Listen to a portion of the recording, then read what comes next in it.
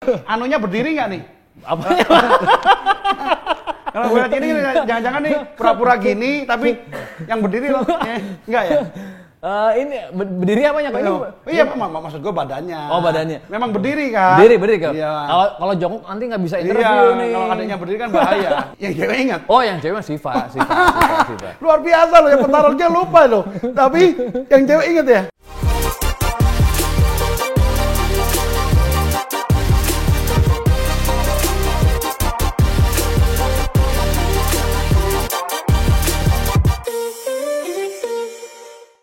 Siap. Dan endingku, terima kasih sudah selalu hadir di Kobas Podcast dan Interview. Kali ini saya ingin ngobrol santai bersama presenter bela diri, juga presenter lainnya. Siapa dia? Ini dia. Waduh. Wey. Sebuah kehormatan nih kok bisa hadir di interviewnya Kobas.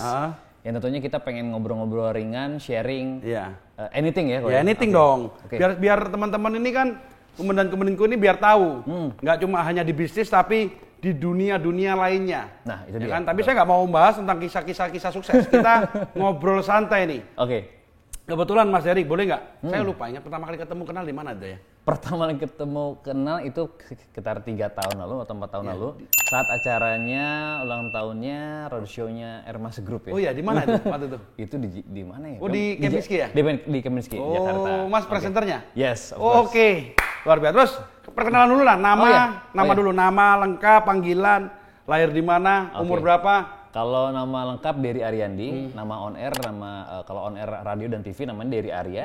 Tepat tanggal lahir Bandung, saya 15 Juli 86. Untuk kesibukan ini tadi kita sekarang siaran radio, TV. Jadi di radio itu udah lama juga? Radio udah, tapi sekarang radio kebetulan saya off. Enggak, sebelumnya radio juga. Terus mulai pertama kali mulai ngerintis itu memang di dunia entertain gini? Iya, basically. Tapi sebenarnya kalau ngomong basic, awalnya dulu sebenarnya saya vokalis band kok. Oh, band apa? Jadi namanya dari Bandung, namanya Indip dan juga Diary Band. Jadi genre musiknya pop rock. Waktu itu kita berempat dari Bandung hijrah ke Jakarta, tapi karena satu dan lain hal, passionnya kita sama-sama, tapi mungkin karena ritme langkahnya nggak sama, akhirnya bubar kok. Oh, tapi passionnya tetap memang di dunia entertainment dari kecil, dari kecil. Gitu. Suara enak nggak? Coba suara dikit dong. Promo lagu nih ya. Ini mungkin teman-teman yang sudah pernah dengar di radio, ini lagu tahun 2006. Refnya aja ya. Janganlah kau tinggalkan semua mimpi indahmu yang terukir dulu di hatimu. Udah. Suara enak ya, tapi jalurnya memang kadang-kadang orang tuh penyanyi itu juga hoki-hokian juga kali ya. Iya, hoki-hokian. Jadi sekarang tuh jadi kayak mungkin kan dengan teknologi akhirnya ya udah gue rekam sendiri Pak. Iya karena nggak ada band lagi gitu ya kok ya. Jadi koleksi pribadi. Tapi ya kalau dibilang impian, pengen sih sebuah karya kita bisa dikenal sama orang, karya kita bisa dinyanyikan sama orang, karena itu bentuk achievement yang luar biasa kalau kita ngomongin karya. Jadi aktualisasi itu juga perlu ya? Perlu. Oke, mulai pertama kali masuk ke dunia presenter tuh gimana? Kapan? Dunia presenter itu sekitar tahun 2006 awalnya. Udah lama juga ya? 2006 itu TV lokal, karena kebetulan gue dari Bandung kok. Dari TV lokal kayak Bandung TV, terus ada PJ TV di Bandung tuh ya, beberapa TV lokal. Akhirnya temen bilang, bro lo kalau misalkan di Bandung terus atau stay di kota lo terus, lo belajar hijrah. Gue kebetulan memang ada keluarga di Jakarta, cuman memang di Jakarta nggak terlalu banyak. At least akhirnya gue ngerintis dengan memaksakan diri pada waktu itu, karena gue pengen mencoba peruntungan pada waktu itu. Gue mencoba kayak casting, terus kayak audisi dan lain-lain. Dan alhamdulillah tahun 2006 itu pertama kali program, gue dapat program live di Antv, itu namanya Lelaki Inspirasi. Jadi ini program awarding untuk figur-figur pengusaha-pengusaha muda di tahun 2006. Itu jalan kurang lebih sekitar beberapa bulan. Nah, gue tanya, kok bisa milihnya lu? Kok bukan yang presenter lainnya? Nah, jadi gimana sih caranya? Jadi ada yang lucu. Kan presenter lu banyak banget loh. Benar. Jadi pada waktu itu sebenarnya yang casting itu senior gua. Gua nggak nyebutin namanya lah ya. Jadi yang casting itu senior gua. Jadi satu manajemen. Dulu ada satu manajemen. Nah, gua tuh cuma nganter kok. Cuman pada itu dia casting, terus Mas nganter, udah casting juga deh gitu. Gua casting ikutan. Yang teman gue ini yang senior gue dia nggak masuk nih, tiba-tiba gue dikontak sama manajer gue dan lu yang masuk katanya. ya gue bilang aduh gue nggak, satu sisi ya kok ya jujur gak enak ya, gue nggak enak iya, gitu iya. loh, itu kayak aduh itu rezekinya dia nih, tapi satu sisi lagi ya mungkin ini jalan Tuhan yang terbaik. Dan teman gue pun gue discuss, gue nggak apa-apa bro ambil kerjaan ini, ya udah nggak bro, emang udah rezeki lo ya alhamdulillah. Jadi itu titik awal akhirnya gue dapat program di Jakarta dan selanjutnya gue rutin ikut. Berapa yang ikut casting waktu itu? Terus kamu pernah tahu nggak dia tuh tim itu memilihnya karena apanya? Pernah kepikir nggak? Apa karena rambutnya yang keren gini? Apa wajahnya? Apa cara ngomong? Kalau program yang dulu kan awarding kok ya. Memang komparasinya kalau nggak salah mereka nyari host-host yang mirip-mirip kayak Coki Sitohang, terus kayak wording lah ya. Iya. Pada itu, nah gue kebetulan memang sebenarnya karakter gue adalah ngocol kok. Sebenarnya gue kalau gue akan seperti apa yang gue pakai. Gue pakai jas ya gue bisa formal, tapi gue pakai kaos ya gue bisa santai gitu. Gue bisa jokes juga dan lain hal. Nah pada itu ya udah, gue akhirnya menyesuaikan dengan kebutuhan dan alhamdulillahnya ya tadi terpilih lah di situ. Itu dapat lumayan ya? Lumayan kalau ya. Ya mau apa ya? Kalau satu quote sih kok yang gua kutip dari Gubernur Jawa Barat Kang Emil. Jadi kerjaan kami nih orang-orang entertain adalah yang disebutnya adalah hobi yang dibayar kok. Nah, itu yang jadi filosofi. Tapi waktu sebelum ikut itu pernah sebelumnya memang udah jadi presenter ya? Lokal-lokal ya? Sudah. Tapi waktu itu jadi dadakan pun berani karena udah punya basic pengalaman juga ya? Sebenarnya sih dari awal kuliah itu cuma acara-acara kampus dan lain-lain, dan ini juga sedikit motivasi kok untuk teman-teman di dunia entertain ini nggak ada yang tertutup gitu ya. Semua opportunity terbuka untuk semua orang ketika dia mau mencoba. Jadi teman-teman mau punya impian menjadi musisi mau jadi presenter, anything possible sih kok. Oke, semua bisa ya? Semua bisa. Tapi memang basicnya memang dari hobi yang dibayar. Catat tuh komen-komenin. Terus habis menang itu merasanya kan happy ya. Terus mulai percaya diri menjadi presenter. Nah, selanjutnya gimana ceritanya itu? Jadi awalnya sih step karir kayak kita tetap sih kok ya, kita harus rutin casting. Setiap event kita punya kebutuhan yang berbeda. Kayak contoh off air, on air, semua perlu treatment yang berbeda pula gitu. Jadi ya sampai detik ini aku tetap belajar kok. Terus belajarnya dari mana? Aku banyak lihat tayangan-tayangan senior presenter yang dulu, senior katakanlah yang seperti Tantowi Yahya, Helmi Yahya dan beberapa presenter senior. Ya kita ambil yang yang benang merah cocok dengan karakter kita. Jadi prosesnya adalah kita identifikasi, kita modifikasi gitu kok. Sama kayak gue dong ATM. Amati, tiru, modifikasi. Nah, jadi kalau saya juga sama, saya di YouTuber tuh saya lihat terus. Nih orang ini YouTube-nya kekurangannya apa, kelebihan sama kurang lebih lah ya. Nah, justru saya senang banget kesini, saya bakal belajar dari Kobas nih. Kalau aku memang pelajarin terus kayak tadi itu muncul satu video, saya nggak mau ini kurang bagus karena ini nggak muncul. Jadi memang harus dipelajarin. Nggak ada sesuatu cuma tayang, cuma asal ngomong tapi nggak ada peningkatan ya. Bener kok, itu dia. Setelah proses itu ada nggak dari semua yang presenter yang sampai pengalamannya tuh, ini gue di sini seneng banget, pas banget, ada nggak? Yang pas banget adalah program terakhir gue yang dekat-dekat ini, karena kebetulan gue sekarang masih nge-host acara One Pride Fighting di TV One. Iya. Ini sebenarnya sih gue pas casting dulu awal sama Ibu Nia. Itu casting juga? Casting. Berapa banyak musuhnya? Hostnya sih langsung request ya, itu sekitar ada 4-5 orang. Banyak juga tapi ya? Udah senior semua. Lawannya ini waktu pertama kali. Lawan-lawannya presenter senior semua gitu ya. Terus saya casting juga Ibu Nia Ramadhani sama Mas Ardi. Langsung. Pada waktu ya, dan kebetulan memang background gue adalah dulunya sebenarnya atlet tuh. Jadi aku atlet karate. Penyanyi, atlet karate juga. Ya. Karate apa? Karate apa nih? Aku dari Bandung Karate Club, BKC Bandung. Karate. Jadi ban apa? Aku dan 2. Wih, serius? Wih, jadi dulu sebenarnya ternyata ngerti. Iya, bokap tuh sebenarnya pengen gue tuh jadi polisi kok. Jadi keluarga itu benang merahnya dari benang merah dari nyokap rata-rata TNI, dari bokap polisi, dan berharap mungkin anak-anaknya ngikut juga gitu ya. Tapi justru berubah semua kok. Adik gue banker ya, gue entertain. Tapi gue bilang ya segala sesuatu udah ada yang ngatur lah, ngalir aja insyaallah seperti itu. Terus waktu itu ada Mbak Nia, ada Mas Adi Bagi, waktu di casting nanya-nanyanya apa itu? Semua, maksudnya kayak background basic bela diri, karena kan program One Pride sendiri kan memang program fighting ya. Jadi memang harus kita knowledge-nya harus tahu juga. Terus juga memang harus punya background yang setidaknya mengkomparasi saat kebetulan gue job desk-nya adalah bukan presenter di situ ya. Job desk-nya adalah ring announcer. Jadi saat fighters akan bertarung dari yang sudut merah, sudut biru, nah Seperti itu. Jadi waktu yang Ahong lawan itu siapa yang bawain tuh? Lain tuh ya? Pas Ahong sama Ginting ya? Itu kebetulan partnerku yang satu Iya, lagi. karena aku lihat kan kita yang nonton masalahnya. Kita nonton, ya, kamu nonton depan, aku nonton di belakang kak. Gue udah penuh banget ya masuk gitu. Yang kita janjian. Kita janjian tuh. Ternyata lu udah masuk, gue masuknya terakhir telat. Aduh. Oke, coba boleh nggak? Waktu itu kan dipilih nunggu berapa lama waktu sampai mereka memutuskan bahwa pakai seorang Derry? Itu dari casting ada sebulan sih kok. Sebulan ya? Sebulan. Jadi mereka bener-bener milih ya, nggak sembarangan ya? Milih. Dan itu pun sama, jadi semua program kan tentunya pasti pengen yang tepat gitu ya untuk programnya sesuai dengan kebutuhan. Terus juga di One Press sendiri kan kayak teman-teman Angels yang cewek-cewek cantik itu loh. Itu juga kan mereka juga wanita-wanita terpilih gitu. Bukan, itu nggak sembarangan juga ya? Bukan cuma seksi doang, tapi juga pinter-pinter ya? Jadi memang boleh dibilang screeningnya kuat gitu loh. Terus habis lu kan dari pesaing itu pas dapet itu ditelepon atau diapain? Rasanya gimana itu? Dulu ada kebetulan ada yang kontak itu partner gue Mbak Desi namanya, itu yang ngehubungin Mas Der gini ya alhamdulillah sampai sekarang berlanjut rutin gitu ya.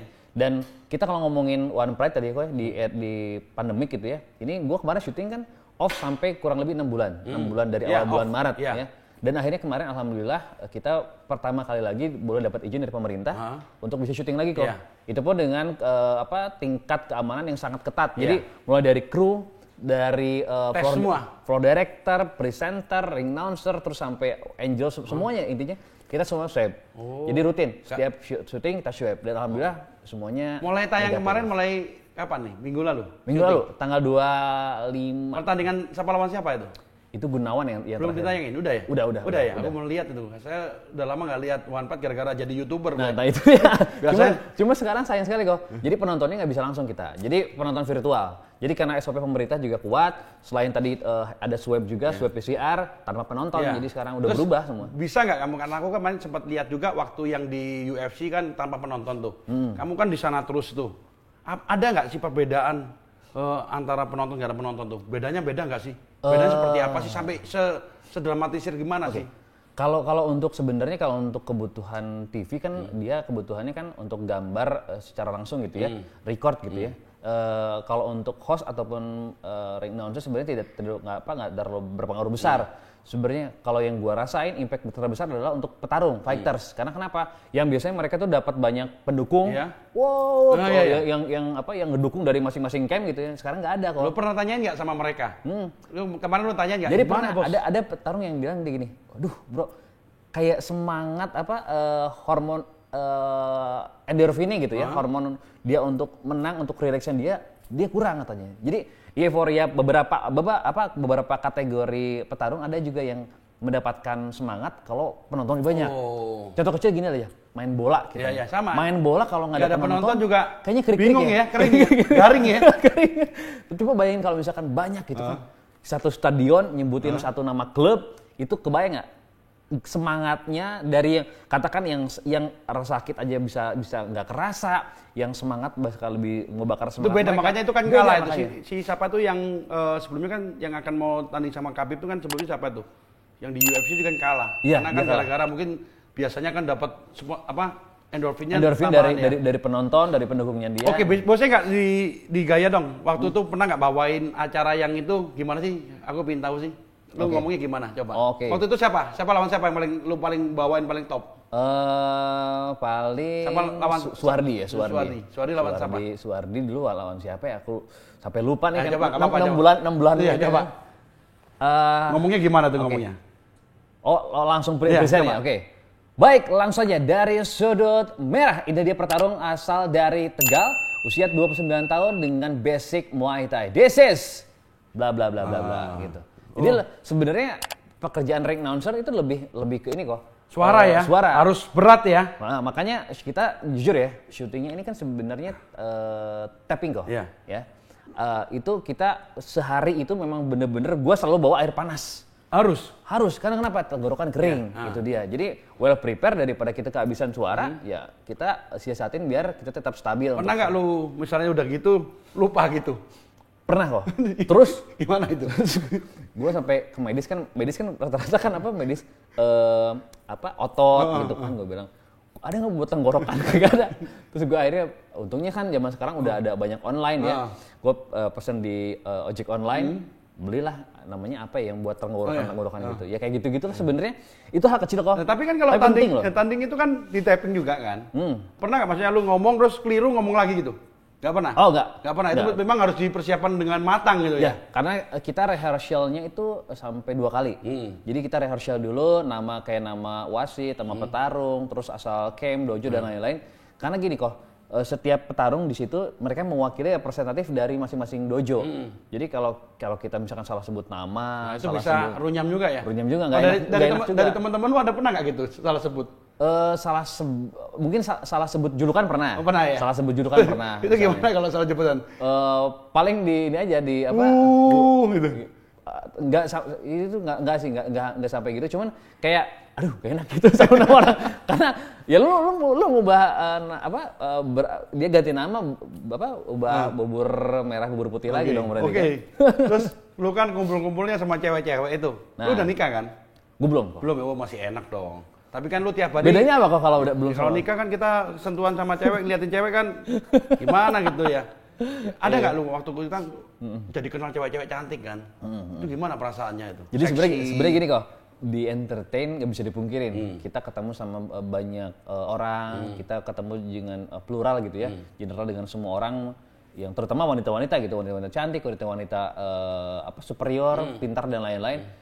Jujur sih di One Pride memang ceweknya cantik. Cantik. Pernah nggak lu pacarin salah satunya? Enggak. Kenapa? Jadi gue berpikir gini loh, ini comfort zone. Kok pinter banget kali ini. Milihnya gimana itu ya? Kok bisa seksi, pinter? Kenapa lu nggak mau pacarin salah satunya? Enggak lah, itu maksudnya gini loh kok. Gue punya prinsip kok. Jadi ruang lingkup gue kan entertain nih, kan sebenarnya dibilang luas sempit, dibilang sempit luas gitu loh. Jadi gue mikir, udah deh, gue memang fokus profesional aja. Dan kebetulan nih kok, gue resolusi gue memang tahun ini gue insya Allah gue pengen nikah nih kok. Gue lagi nyari calon yang sevisi nih. Non entertainment juga, harus entertainment. Kalau bisa sih jangan non entertain lah ya. Terus kan kalau ngumpul-ngumpul gitu loh, pernah nggak sih pas ngumpul-ngumpul kesenggol gitu? Ada fotonya Ai? Ada. Coba keluarin dong fotonya, ada nggak? Ada nggak foto-fotonya tuh? Ada juga? Ada. Itu hampir kesenggol juga tuh. Tapi untungnya nggak kesenggol kok. Untungnya hampir tuh. Hampir. Ada fotonya ini ya? Ada. Kalau kesenggol viral. Oke. Tapi waktu lu ngumpul-ngumpul sama mereka tuh gimana sih, perasaan seneng nggak liatin cewek-cewek cantik gitu, apa sudah biasa aja lah? Kayaknya kalau untuk pertama kali ya? Kalau untuk pertama kali ya. Jadi pertama kali contoh kecil gini, gue dari Bandung nih, saat hijrah ke Jakarta ketemu dengan model dengan gini-gini. Wah, jadi cantik ya gini-gini. Ya memang ini industri ya, industri entertain ya. Apalagi kita Jakarta kan visual gitu kan. Otomatis mereka mencari fisik yang menarik, fisik yang yang ininya kamera jenik lah gitu. Dari semua lu yang ketemu itu artis siapa sih yang menurut lu paling cantik? Artis yang paling cantik dari yang lu pernah ketemu. Ini lu ya? Wih, banyak juga ya. Wih, ini yang kemarin nih. Ini kemarin. Ya kemarin gue lihat ini ya, kan pakai itu ya. Mana yang itu? Yang ngambil kesenggol yang mana? Yang pakai kesenggol gua nggak ini di Instagram ya. Instagram yang itu yang tadi fotonya di grup. Di grup ya. Di grup. Ini di Instagram. Jadi ini boleh dimunculin nih yang ini nih. Nah, itu ya itu. Jadi gini, ini ada perbedaan. Ini yang One Pride normal. Sebelum normal, ya. Ini new normal. Jadi kita semua pakai masker, pakai face shield dan lain-lain. Dan satu lagi memang semua di sini teman-teman sudah swab kok. Udah swab semua ya? Sudah swab semua. Berarti aman ya? Aman. Bahkan setiap syuting kita memang harus mengharuskan kita untuk ada mutasi juga ya? Ada. Wah, luar biasa. Di bawah. Oke. Pernah nggak sih, mana yang fotonya dari mana? Yang di grup itu hampir kesenggol? Hampir kesenggol. Apa lu sengaja nyenggolin kali? Ada tadi di WhatsApp ya, nggak salah ya? Iya, di WhatsApp coba. Sengaja mau nyenggolin kali? Enggak kok, itu sebenarnya angle kamera. Jadi angle kamera. Jadi yang namanya kadang-kadang kan kita ngelihat dari sisi kanan, padahal sebenarnya jauh gitu kan. Cuma orang-orang, wah kita lumayan banyak komen nggak tuh? Lumayan lo nyenggol. Itu lumayan banyak. Tapi kalau nyenggol dikit nggak apa-apa kali, nggak marah kan? Marah nggak sih? Enggak kan? Kalau temen nggak sengaja nyenggol nggak apa-apa kan? Beda gini kok. Kalau nggak sengaja sih nggak apa-apa. Kalau sengaja itu ya? Jangan, ya kan? Gitu kok. Terus seakrab gimana lu dengan patrong-patrong MMA? Paling akrab sama siapa? Kalau paling akrab sih sebenarnya jujur ya, gue sama JK Saragi. JK Saragi itu sempat juara juga tuh ya? Iya, karena kebetulan kita satu perguruan. Oh, satu perguruan. Nah, kita sama-sama BKC. Terus juga ada ya JK lah ya, karena kita memang satu perguruan. Tapi tanpa kalau gue kan memang sisi announcer, jadi gue harus netral ya. Harus netral, nggak bisa ya. Untuk yang ngomong ini pelan, yang ngomong itu keras, nggak enak didengerin ya. Tapi kalau di luar pertarungan paling akrab sama JK Saragi ya. JK. Kalau lu melihat sosok seorang Ahong gimana, ayo? Nah, secara pribadi nih, Ahong sama Theo nih, ayo. Jujur ya, ingat waktu pas yang final Ahong sama Theo, gua itu sebenarnya nggak bertugas tuh, tapi gue bela-belain nonton untuk datang ke sono dan apa ya sengaja untuk ngasih support gitu ya. Dan Ahong ini jujur adalah tipikal orang yang dia fighters tapi yang entertainer dia tuh. Jadi ya orang denger dia pemilihan lagu untuk dia masuk aja kalau nggak salah pakai lagunya Cherry Bell ya. Cherry Bell kan. Itu nice gitu loh. Ini enak banget untuk orang denger gitu. Terus juga dia humble. Bahkan sekarang juga kan kalau kita lihat dia juga punya channel YouTube tuh. Iya. Memang seru-seru dan memang orangnya asik gitu. Asik ya. Gitu. Tapi waktu nonton banyak sponsornya. Banyak sponsornya si Om Theo ya? Om Theo, iya. Aku lihat sebentar itu ya. Memang dua-duanya itu memang. Iya. Tapi kalau menurut lu, kan lu sama dua-duanya kenali. Ternyata mereka cocok nggak? Sebenarnya secara pribadi aja nih, dalam hati paling dalam nih. Jadi mewakili dua-duanya itu cocok. Jadi apa ya? Oh ini ya? Oh ini nih. Nih, anunya berdiri nggak nih? Apanya? Kalau gue lihat ini jangan-jangan nih pura-pura gini, tapi yang berdiri loh, enggak ya? Ini berdiri apanya kok? Iya, maksud gue badannya. Oh, badannya. Memang berdiri kan? Berdiri kan? Iya. Kalau jongkok nanti nggak bisa interview nih. Kalau adanya berdiri kan bahaya. Ini siapa namanya yang ini? Ini gue petarungnya marah lupa nih. Yang cewek ingat? Oh, yang cewek Siva. Luar biasa loh, yang petarungnya lupa loh. Tapi yang cewek ingat ya? Enggak lah, kalau kita kan satu tim. Terus kalau yang petarung, ini kalau nggak salah episode awal lah ya dulu ya. Oh, ini juara juga waktu itu ya? Juara. Jadi setiap yang kita yang gue interview petarungnya lupa dan endingku. Tapi kalau Siva inget, wah luar biasa lo ya. Memang cowok itu gitu ya. Kalau inget yang petarungnya doang yang bahaya juga tuh. Hah? Oh ini sempat rame juga tuh ya? Oh ini. Ini sebenarnya lintas waktu nih kok. Zaman dulu nih masih ada antingan gue nih. Oh dulu anting-antingan ya? Anting kanan kiri kok. Terus ini. Terus ini udah hijrah nih. Sekarang udah nggak antingan ya? Udah tobat. Alkohol nggak udah ya? Alkohol udah nggak. Semuanya nggak ya? Rokok juga nggak. Udah rokok. Sepertinya rokok juga. Nggak, sebenarnya kalau rokok gua berhenti karena bokap. Bokap kena stroke waktu itu. Jadi untuk menstimulan ya nggak apa-apa juga sih sebenarnya ngerokok ya. Cuman yang gua bilang udahlah cari aman. Dari semua angel tuh siapa yang menurut lu paling cantik dan paling lu lihat paling menarik? Versi lu. Ayo. Jujur aja, harus jujur di sini. Oh, di sini tapi nggak ada fotonya ya, gua. Nggak apa-apa, tapi nggak ada foto nanti gua cari sendiri, nggak apa-apa. Siapa ya? Yang paling cantik ada yang udah nikah nih, namanya Tia. Terus juga ada siapa? Nabila. Itu. Tapi cakep semua pasti. Bisa udah menikah dua-duanya. Oh, sayang ya. Iya. Ya nggak apa-apa lah. Lu nggak nikahin waktu itu? Enggak. Kan profesional. Tapi kan di luar ring tinju kan bisa nggak profesional. Janganlah kok. Gue takutnya baper ntar. Pas gue di sini lagi marahan, gue sedih lagi. Gak semangat bawain acaranya. Wah luar biasa. Pemilihan ini juga susah juga ya jadi angel ya. Angel sini rata-rata mereka memang skillnya kuat juga. Terus kalau kumpul-kumpul tuh seru ya. Pernah nggak angel pergi sama angel sama petarung-petarung juga? Kalau momen bareng-bareng nggak sih? Nggak ya? Jarang ya. Karena mereka biasanya punya kesibukan masing-masing. Kalau di interview jangan, tapi nanti setelah interview baru ngopong, ya kan? Nomor telepon ada semua kan? Apa tuh? Nomor telepon ada semua kan? Nomor telepon siapa nih? Ya siapa tahu kita mau ngundang Angel jadi pembicara bisa. Oh iya boleh. Banyak main. Boleh. Lu kameramen ketawa lu. Oh pasti. Maksudnya kameramen meminta nomor teleponnya. Oh boleh. Boleh ya. Mau langsung apa Japri nih? Japri ya nanti ya. Kameramen bisa aja nih memang. Terus apa sih suka duka bawain One Pride ini? Kalau dibilang suka duka, jujur suka. Karena basic dari semua bela diri lah ya. Program TV. Basic gue lah bela diri, gue dapat program yang bela diri juga, jadi cocok lah ya. Terus kalau ngomongin passion sebenarnya gue pengen balik lagi kok, balik bermusik. Bermusik ya. Karena ada yang bilang hidup kita itu harus punya legacy kan, entah itu mungkin karir kita, entah itu karya kita. Yang pasti legacy ini kan everlasting. Ketika gue udah nggak ada, gue masih bisa. Tapi dengarnya lu suka ngelawak-ngelawak juga? Iya. Punya passion lawak juga? Gue tuh jujur. Gue tuh sebenarnya tadi gue bilang tuh gue seperti apa yang gue pakai. Gue pakai jas, gue formal. Gue pakai kaos, ya gue bisa ngocol dan lain-lain. Dan passion gue memang sebenarnya di lawak. Dulu tuh gue sempat ikut teater juga di Bandung, terus juga beberapa komedi-komedi juga. Cuman salahnya dulu gue nggak ambil momen ikutan yang namanya stand up comedy karena ya gue pikir itu angkatan pertama tuh teman-teman kayak ada Mosidik, terus beberapa teman-teman dari Bandung, Dani, itu mereka di angkatan pertama stand up comedy pertama gitu ya. Terus gue tuh memang jarang nonton TV pada waktu itu. Tiba-tiba udah di sequel 4. Gue mau ikutan, tapi ntar aja deh. Momen ya, karena aku udah bilang, aku berapa kali kemarin di wawancarain juga, aku bilang selalu momen itu penting. Iya, karena nggak akan kalau ulang 2 lewat kali. momen udah susah, nggak ulang 2 kali. Nggak ulang 2 kali, ya kan? Bener kok. Bener, itu kan kemarin aku selalu sampaikan, kalau ada momen ambil, jangan nunggu-nunggu lagi. Betul. Sukses nggak sukses nomor 2, namanya momen peluang sikat dulu ya. Yang penting kita udah, coba dulu. Udah lewat sampai 4.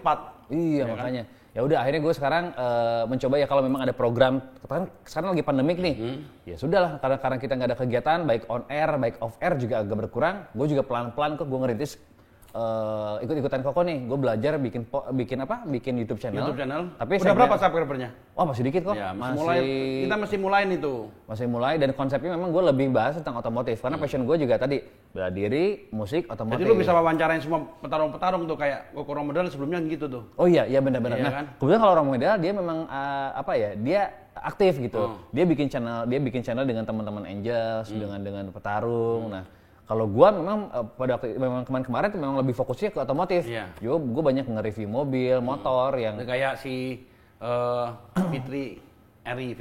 Ya, Fitra Eri. Motomobi. Itu memang mereka fokusnya di otomotif. Arif gitu. Muhammad. Yes. Oke. Selain sekarang kegiatan selain One Plate ada nggak presentingin lainnya? Oke. Untuk sekarang sih gua lagi jalan YouTube channel itu, terus juga jadi punya usaha kecil-kecilan kok. Bisnis kecil-kecilan, jual beli kendaraan, masih ngerintis lah ya. Iya. Dan mudah-mudahan ya pandemik ini beres, gue pengen sih on air, off airnya balik normal kok. Karena sebenarnya gitu, bukan masalah income. Jadi masalah income semua orang beda-beda gitu ya. Tapi biasa kita kerja, terus kita sekarang etos kerja kita nggak sebanyak dulu gitu ya. Kadang-kadang kan jadi kayak, aduh, yang biasanya produktif, jadi kita pengen produktif, jadi apa aja dikerjain lah sekarang gitu. Jadi selama pandemi ini untuk seorang presenter berpengaruh banyak nggak? Banyak ya? Banyak, cukup banyak. Karena gua rasa teman-teman entertain semua ya, mau presenter, mau pelawak kayak, mau pemain band dan lain-lain, semua punya kena impactnya kok. Cuman yang diminum dulu, kocok. Ini bawa juga. Oh ini ngomong-ngomong, ini warnanya nih asik banget. Itu Blue Ocean. Ini brand non alkohol, brand saya, Ayo Klik dan Ayo Kopi dan Ayo Snack. Oke, kita langsung ke pertanyaan pemirsa ya. Boleh kok. Oke. Kang Dery Arya, gimana dalam mengasah mental untuk menjadi seorang presenter supaya PD tidak grogi? Pengalamannya gimana itu? Oke. Kang. Sebenarnya sih satu jam terbang. Jam terbang. Dan jangan dilawan. Jadi awal-awal pertama gue yang namanya grogi, namanya kita nervous, itu pasti ada. Tapi gini kok, gue pernah bawa cue card ya, yang kita pegang untuk ini bawa cue card sama mic, dua-duanya gerak kok. Saking, aduh, gue takut salah gini. Nah, itu wajar. Wajar untuk pertama kali jam terbang lah. Untuk pertama kali. Saya pertama kali, kalau saya biasa kan bikin roadshow tuh, kan harus saya, karena saya CEO. Iya, saya betul. pernah di Batam. Di Batam kok? Baru Batam, jadi kan harus CEO Airmas Group, tepuk tangan. Saya ngomong, terus ngomong, saya lupa. Harusnya kan ya, yang saya hormati, Bapak ini, saya lupa. Jadi saya ngomong dulu baru inget itu. Oh, maaf Pak, saya lupa Pak. Itu awalnya, tapi kalau sekarang udah biasa. Iya benar. Memang jam terbang lah ya, jadi, latihan terus lah ya. Disebutnya bisa karena biasa gitu ya. Bisa karena biasa itu ya. Iya. Halo Nita ya.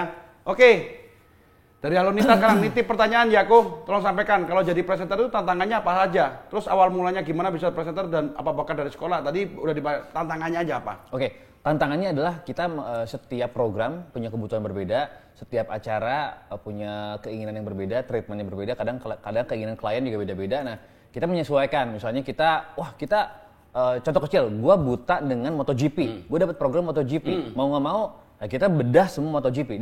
Dan untungnya kok zaman sekarang kita tinggal googling aja. Ya kan, semua ada Mbah Google nih yang ngebantu kita. Tetap harus mempelajarin ya. Pelajarin semua. Jangan sampai salah ya. Betul. Jadi kita bisa lebih dapat datanya ya tadi real time, terus juga valid dari Google. Nah, terus kalau jadi host ada 2-3 tuh cara masuknya ngambilnya gimana itu? Kan kadang-kadang kalau 3 tuh kan ada host 3 bisa presenter.